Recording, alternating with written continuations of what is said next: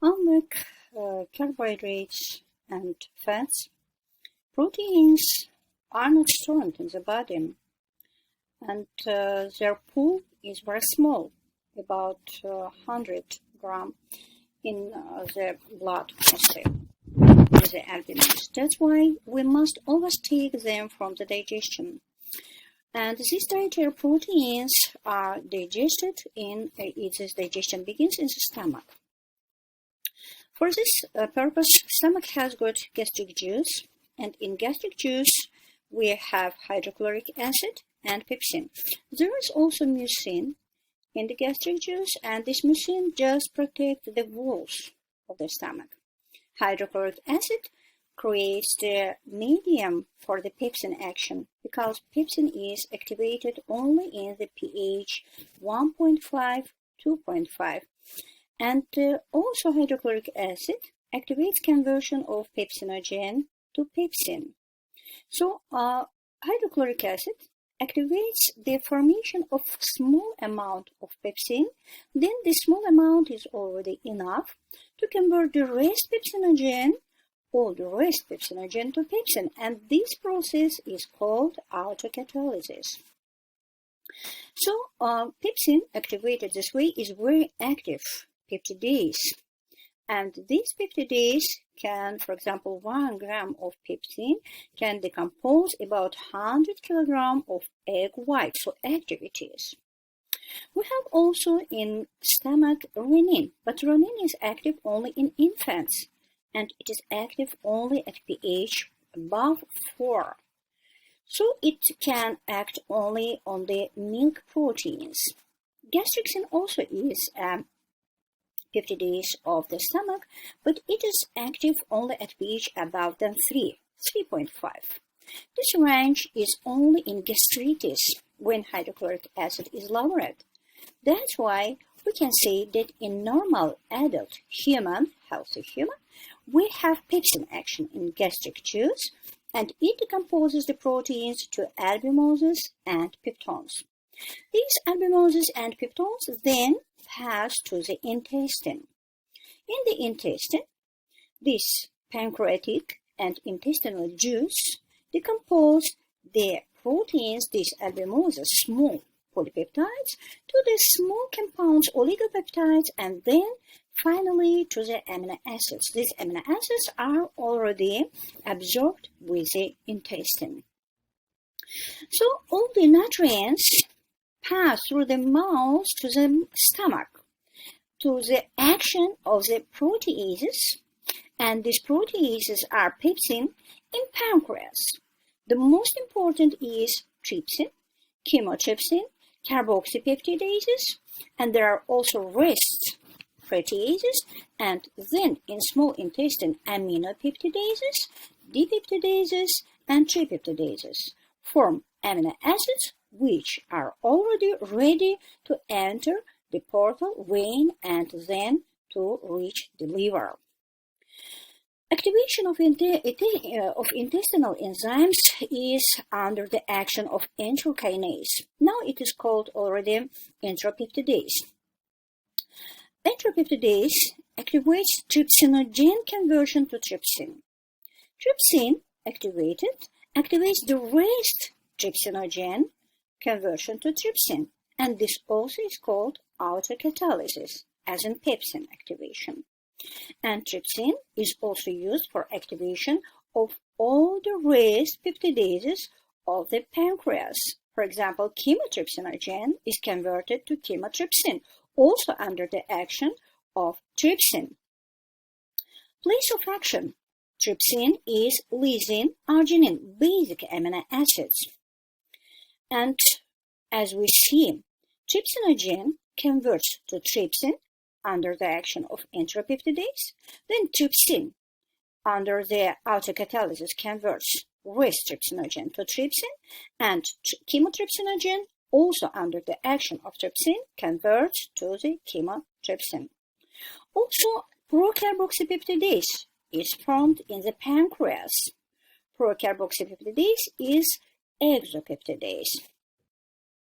Trypsinogen and chymotrypsinogen, forming trypsin and chymotrypsin, are endopeptidases because they act on the internal bonds of the peptide as a pepsin. But the carboxypeptidase and aminopeptidase, they're exopeptidases because they break the bonds of the external amino acids, which are from N-terminus in aminopeptidases and C-terminus in carboxypeptidases. We have two carboxypeptidases, carboxypeptidase A and carboxypeptidase B. Carboxypeptidase B, also as trypsin, acts on the basic amino acids arginine and lysine. Distinction with trypsin is just only that carboxypeptidase split these amino acids from the terminus, not in the inner part of the protein. Elastase also is formed in the pancreas juice, and proelastase is converted to elastase, also under the action of trypsin. Then, the places of all proteolytic action of proteases begin from the pepsin. Pepsin of gastric juice acts on the aromatic amino acids from N end. This amino group formed bond of the tyrosine, phenylalanine, and tryptophan, the three amino acids. It is broken by the pepsin. The same amino acids, but from the C-terminus, are broken with the chymotrypsin. So chymotrypsin or pepsin, they split these aromatic amino acids and provide it for our body. That's why in insufficiency of these enzymes, and especially insufficiency of pepsin, we have deficiency of these essential amino acids, as we know that phenylalanine and tryptophan, they are essential amino acids, and their insufficiency leads to all the features of the protein insufficiency and deficiency in our body. Then trypsin. Trypsin action is on the basic amino acids from the C-terminus, from the C carboxyl group formed bond, and also carboxypeptidases, which split the last carboxyl group free amino acid, and aminopeptidase, which also breaks the last amino group free amino acid from the polypeptide chain. After these proteins are formed, they are already ready to be absorbed. By the way, all the pool of amino acid formed in the cell are provided firstly from the dietary proteins. The second way is from the degraded in the body, because we have no less than 70 gram daily degraded proteins. And we have also synthesized de novo amino acids. Of course, these amino acids are non-essential amino acids. So these three ways are the ways of the synthesis of amino acids, and they give us the pool of amino acids in the cell. And way of distribution of amino acids is, firstly, for the synthesis of protein. It is the most important way, and about 90% and maybe more are used for this way. The second purpose of the amino acids usage is for the synthesis of nitrogen-containing compounds, as for example heme, porphyrin. And we have also purines, pyrimidines. They are also formed from the amino acids. And we have also amino acids which can be converted after degradation to the glucose, then to glycogen, or to the ketone bodies and fatty acids. These are the ways where the amino acids are distributed. Now for the nitrogen balance. Nitrogen balance means the balance between entered amino acids and delivered from the body. Which discharged protein, of course, it means that the protein is less in the body after it's discharged. When it is intaken, of course, the pool of amino acids rise after we take with the diet. That's why when these two ways are in balanced, steady statement, we say that it is nitrogen balance. Nitrogen balance is characteristic for the person who is healthy adult. But if anybody is, for example, under the infection, or he is just old, after aging, this process is already negative nitrogen balance when the discharge of the proteins, degradation of proteins prevail under their synthesis in the body. And there is also the conversely statement when the protein synthesis is prevalent. It is in children, bodybuilders, and pregnant people. That's why we can say that 3 nitrogen balance statements we have got in the body of all the mankind. Now about sodium cotransporter system, because this system is for uptake of the amino acids in our cells of enterocytes. Firstly, we must have enough sodium in the lumen of our intestine. For this purpose, we use potassium sodium ATPase. This ATPase discharged sodium outside from the enterocyte, and when it re-enters the enterocyte, it takes again amino acid with it, and this is already secondary active cotransporter system. This way amino acid enters our body, and this way we have amino acids in our portal vein. We can say that only 3 amino acids present in our portal vein. Sometimes dipeptides and tripeptides also can enter the enterocyte, but only after their degradation here, only after it they enter the portal vein. The dipeptidases and tripeptidases, they are, for example, prolinase, prolidase, glycine, glycyl peptidases, and these peptidases, they decompose the peptides which are composed from 2 amino acids. These amino acids, after their intake in the intestine, are already given to the portal vein. Then in the liver, they undergo the common reactions, the central pathways of the amino acid metabolism. But sometimes this intake of the amino acids is disturbed. Disturbances, the most widely spread in the world, are heart disease and cystinuria. Cystinuria is disturbance of the cysteine intake when its absorption of protein which takes part in its intake, and that's why the cysteine cannot be entered the blood. This already leads to discharge of the protein of this cysteine from the kidney, because the same system works not only in the enterocytes but also in the kidney. That's why this process is stopped and cysteine stones are formed after cystinuria. So the first is disturbance of cysteine transport system when it is not taken in the enterocytes and is not re-entered blood in the kidneys. And this way, the cysteine cannot be taken into the blood and cannot be re-entered from the urine. And it, repeatedly I said, it leads to cysteine stones. The second is heart disease. In heart disease, tryptophan, its transport is disturbed.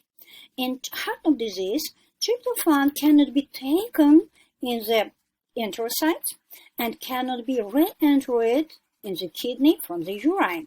That's why we lose this tryptophan. If you remember that tryptophan is the amino acid which is used for the synthesis of vitamin PP active form, NAD, nicotinamide adenine dinucleotide. So we understand that it leads to pellagra-like disease, which leads to the psychological problems and dermatologic problems. That's why this heart disease is enough serum, and for these people we need give them vitamin PP overdosed form.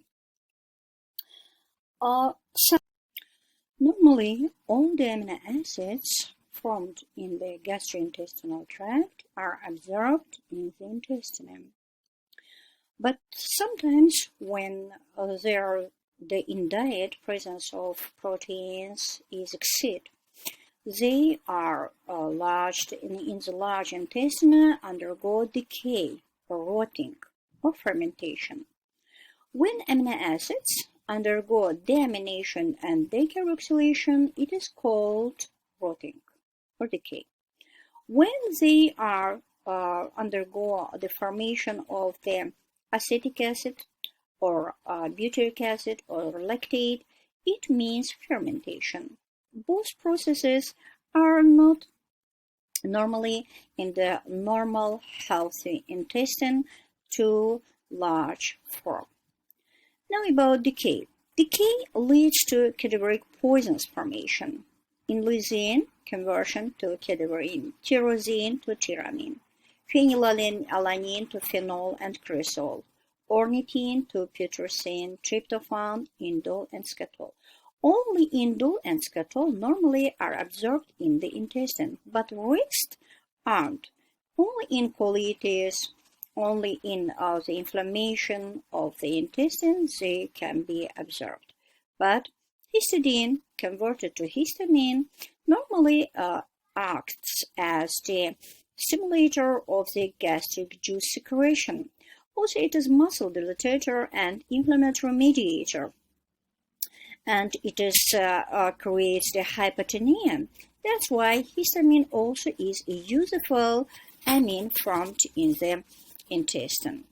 Serotonin formed from the tryptophan is normally normal compound, which also rises the formation of in serotonin. It is 5-hydroxytryptophan, and normally it is formed, and when it is more than normal compound, so raised, it makes vasoconstriction.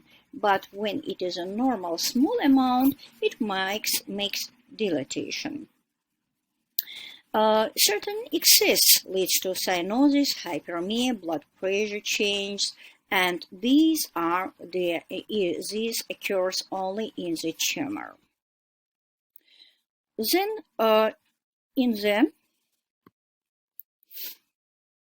after all these amino acids enter the portal vein, they enter the liver. Normally, in the liver, all the amino acids undergo the reactions of transamination, mostly transamination, sometimes decarboxylation, and only very rarely deamination. Deamination is characteristic only for the alpha-ketogluteric acid. And racemization also is one of the common pathways of amino acid metabolism, but racemization doesn't occur in the human body. It occurs only in the body of the bacteria. It occurs only in the bacteria. That's why only transamination, decarboxylation, and deamination, we can say, are common pathways of the amino acid catabolism in the body. Then about the branched amino acids, they present mostly when they enter the liver, they pass through the blood to the muscles and used there. Decarboxylation. It is removal of carbon dioxide from amino acid with formation of biogenic amines. And these biogenic amines formation as histamine, serotonin, also are formed under the action of decarboxylases. These decarboxylases present also in bacteria.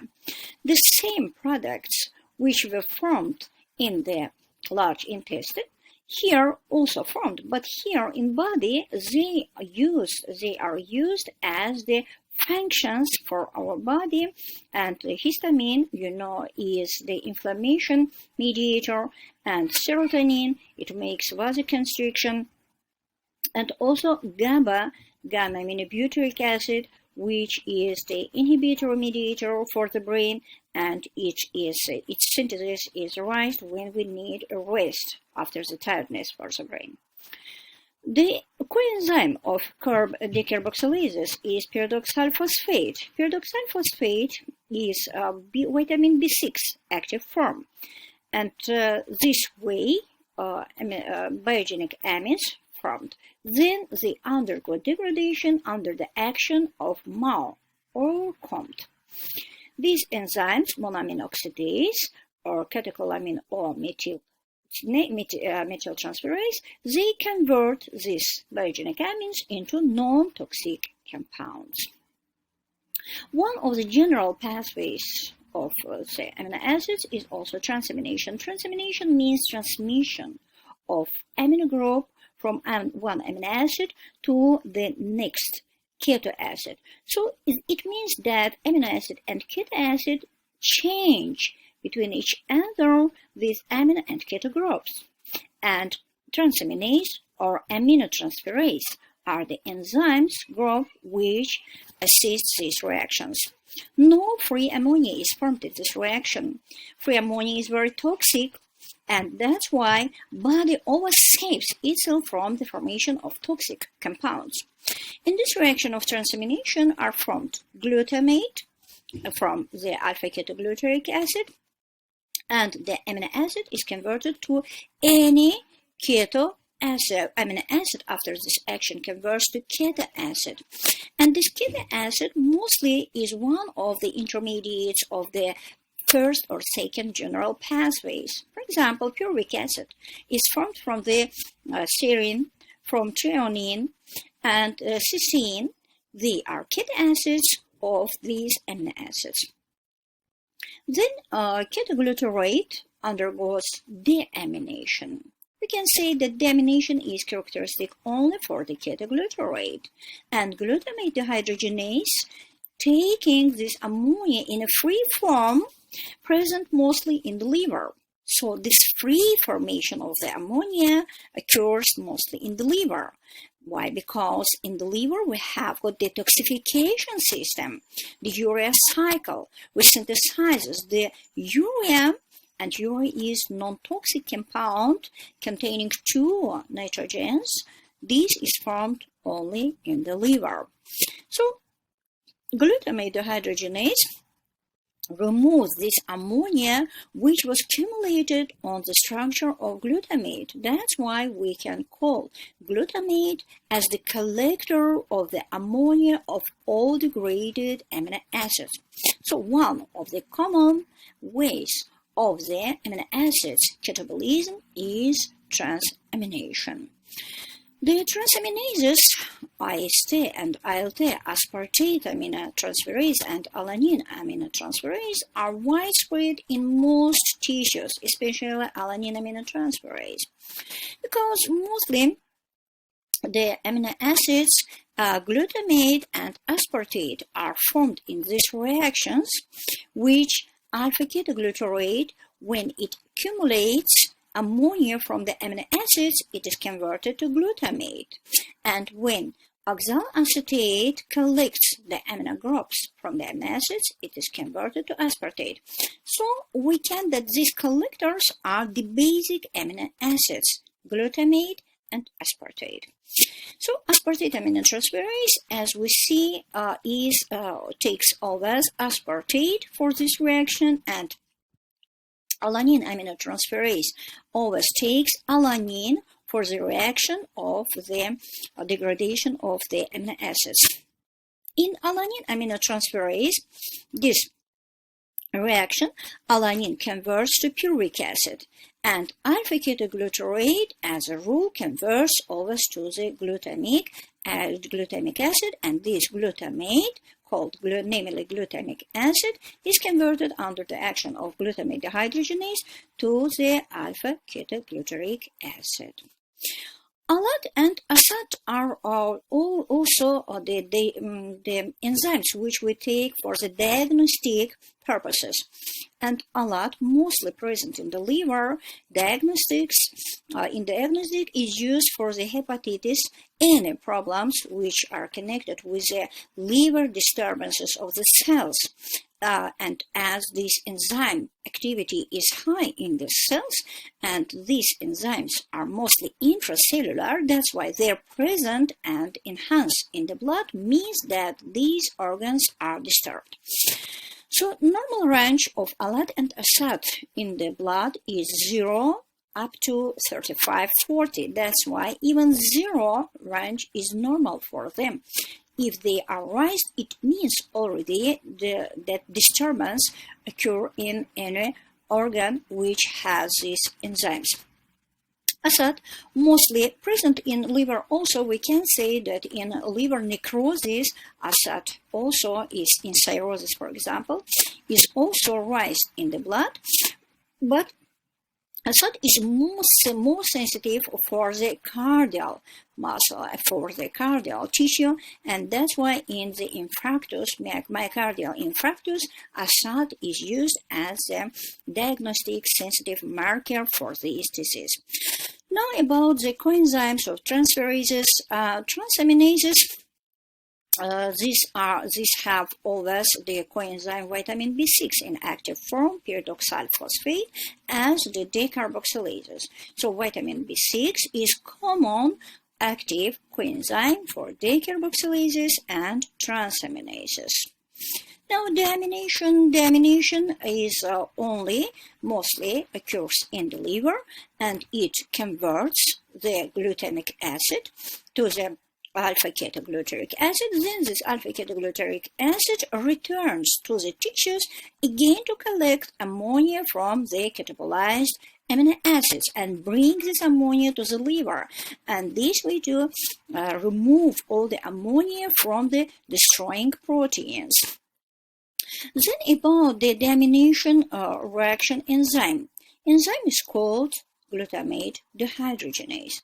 Glutamate dehydrogenase has the NAD and NADP in its active center. Now about the oxidases of the amino acids L and D. They also yield the free ammonia from the amino acids, but their action is so low that we don't count their action. Why? Because the amino acids don't present in our body. This enzyme is enough active, but the amino acids mostly present in plant, in the bacteria walls, but L amino acids which present in our body and in the, for example, in the animal meal, but we don't have activity so high of the L amino acid oxidases. In all these oxidases, we have hydrogen peroxide formed and free ammonia. And distinction between L aminoxidases and D aminoxidases is that D aminoxidases always use fade as a coenzyme, and L amino acid oxidases always use the thymine as their coenzyme.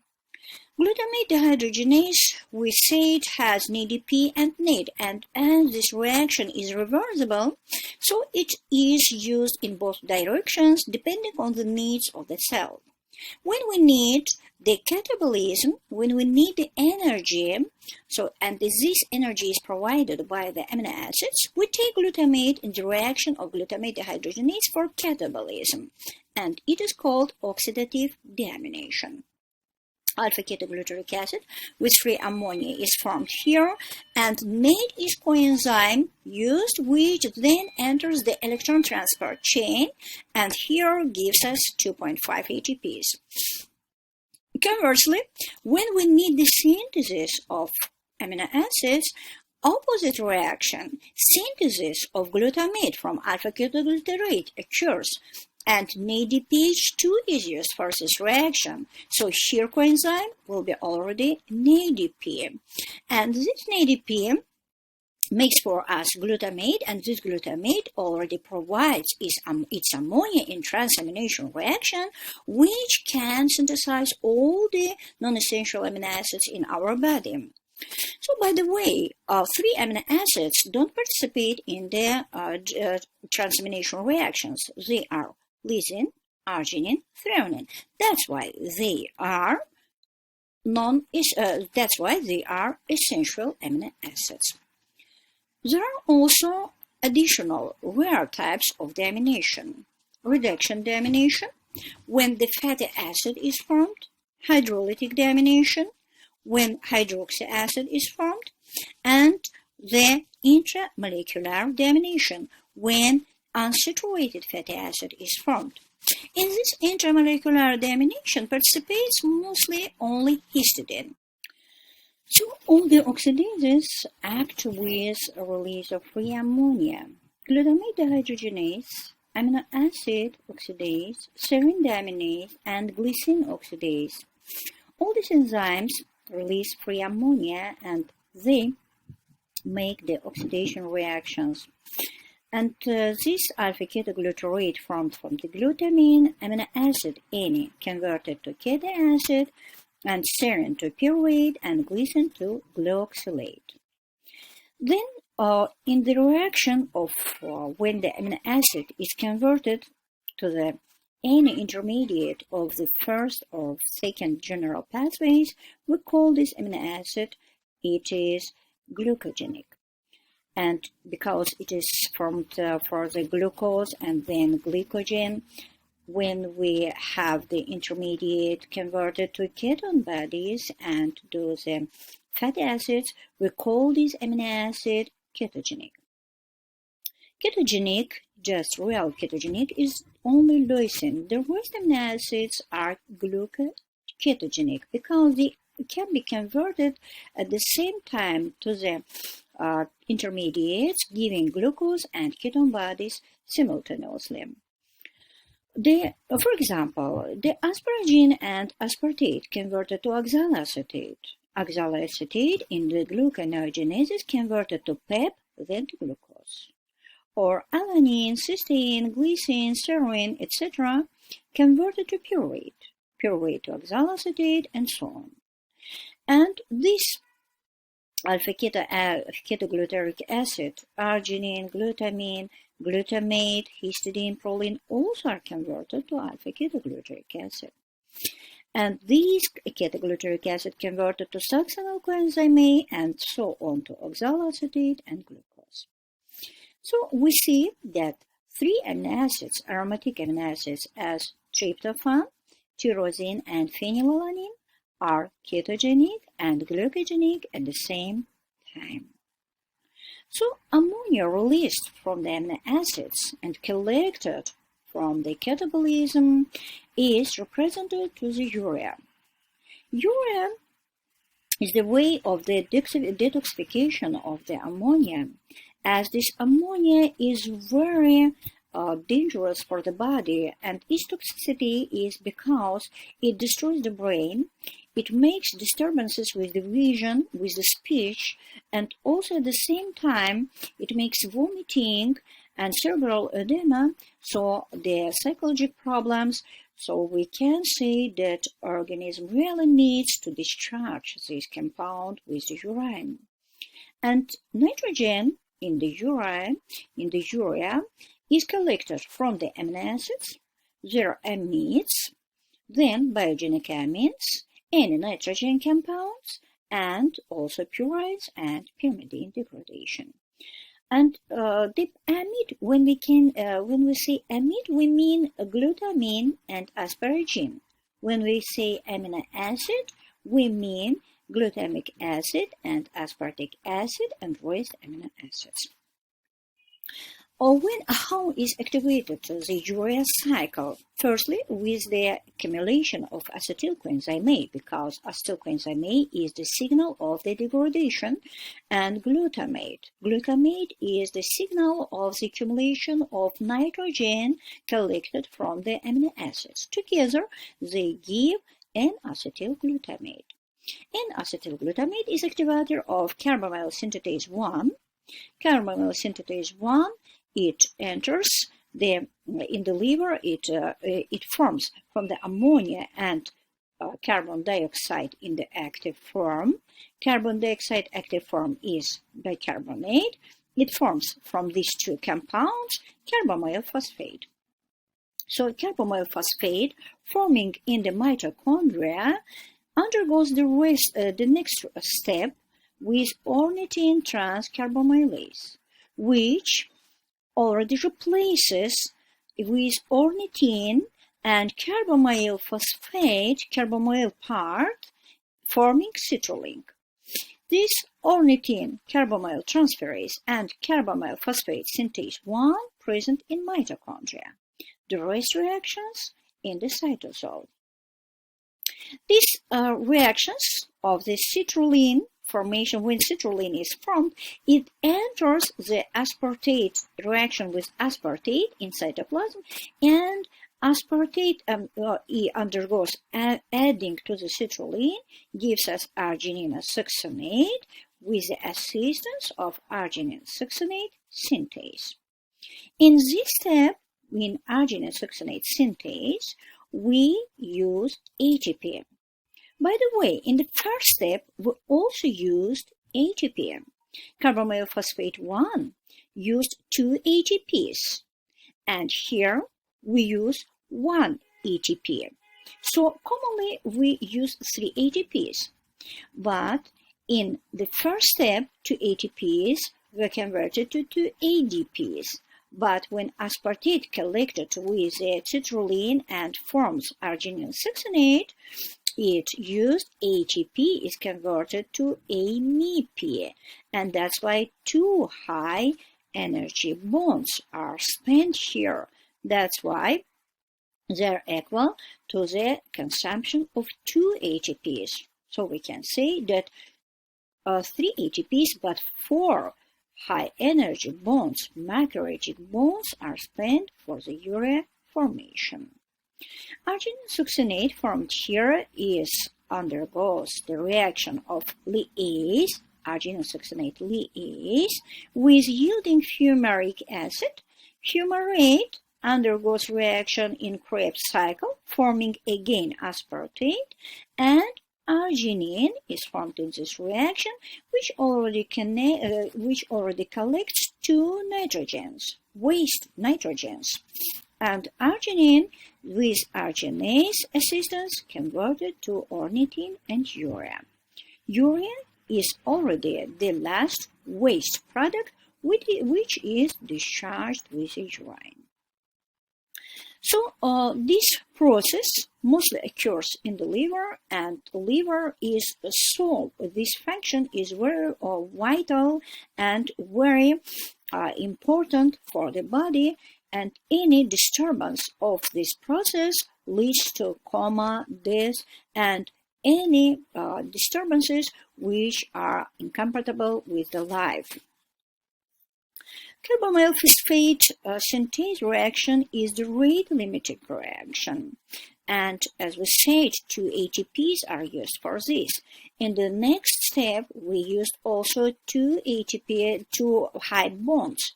That's why we can say that this reaction is irreversible because of the spend of much energy.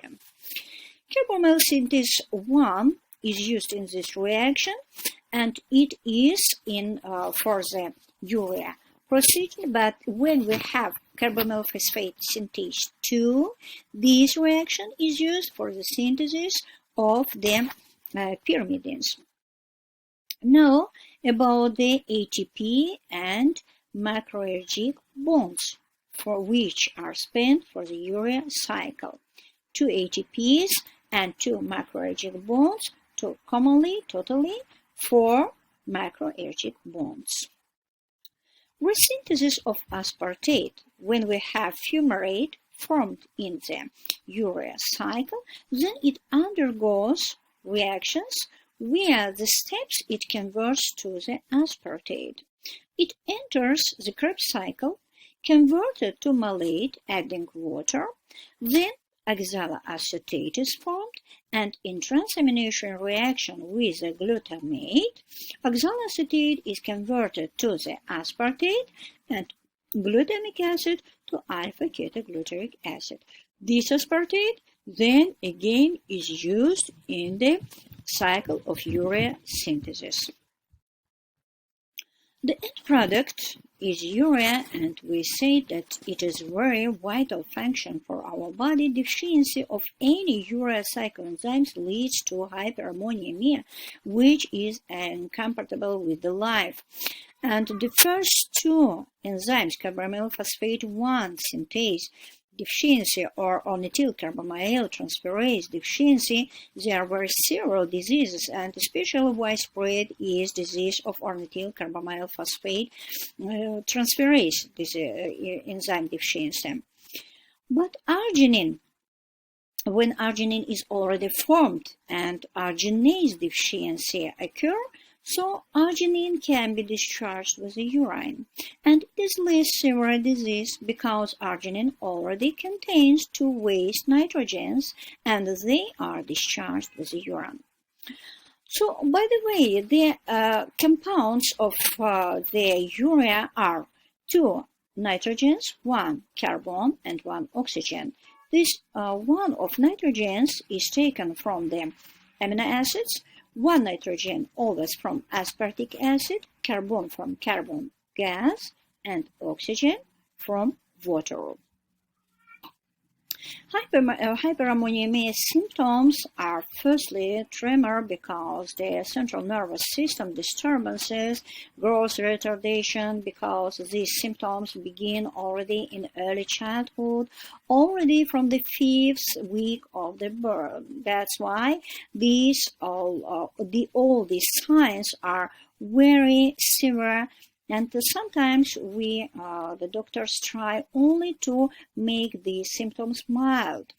And for this purpose, we make symptomatic only, for example, in shortness of the breath, we make dilatators for the bronchs, etc. In coma, we try to give the water and to give any the compounds which can add this ammonia and destroy it from the body. Then any ataxia and other poor coordination are all these signs are the result of the central nervous system disturbances. Treatment is protein restriction from the diet and mostly replace them with the carbohydrates. Mostly we give carbohydrates for the enough energy, sufficient energy provide, and then only we add nitrogen scavengers.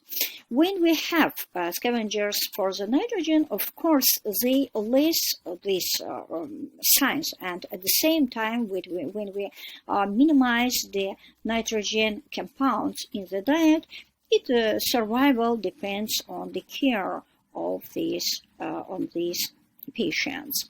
Always, the first of all, we try to protect the brain. Hemodialysis also is used for this action. And now about the synthesis of protein.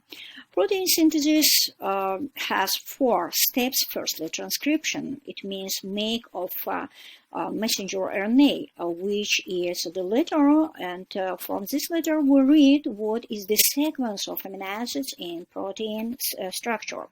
Then activation of amino acids, which can be joined with the peptide bond, and their recognition with the tRNA, transport RNA. Then translation, it means initiation, elongation, and termination. And the 4th, after already formed the protein, we make post-translational modification of this protein.